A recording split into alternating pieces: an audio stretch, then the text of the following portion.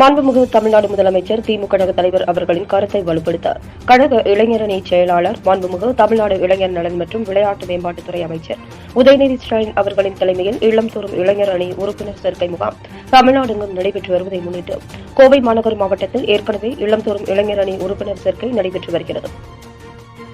வெள்ளிக்கிழமை மாலை பீளமேடு பகுதி 2 வார்டு எண் 49 பாப்பநாயக்கன்பாளையம் ஸ்ரீராமபுரம் பகுதிகளில் கோவை மாநகர் மாவட்ட திமுக செயலாளரும் முன்னாள் சட்டமன்ற உறுப்பினருமான நா. கார்த்திக் அவர்கள் பீளமேடு பகுதி 2 செயலாளர் மா. நாகராஜ் தலைமையில் 49வது வட்டக்கழக செயலாளர் S.D. தாஸ், கோவை மாநகர் மாவட்ட இளைஞரணி துணை அமைப்பாளர் க. மணிகண்டன் மேற்பார்வையில் இல்லம்தோறும் இளைஞரணி உறுப்பினர் சேர்க்கை முகாம் நடைபெற்றது. இந்நிகழ்வில் பகுதி துணை செயலாளர் நாகராஜ், ஆடிட்டர் ராஜேந்திரன், சரஸ்வதி, மணி, சண்முகம், ஜோதிமுருகன், டெம்போ சண்முகம், ஈஸ்வரன், பொன்னுசாமி, பாபு, மகேந்திரன், சேகர், மணிமேகலை, ராம்ராஜ், அணிகளின் துணை அமைப்பாளர் சந்திரசேகர், கோகிலா, ராஜ்குமார், வளர்மதி, லட்சுமி, பன்னீர்செல்வம், ராஜேந்திரன், பிரவீனா, ஆறுமுகம், ஆனந்த் பாபு, பகுதி கழக வட்டக்கழக நிர்வாகிகள், பகுதி இளைஞர் அணி நிர்வாகிகள், கழக நிர்வாகிகள், இளைஞர்கள், கழக உடன்பிறப்புகள் கலந்து கொண்டனர்.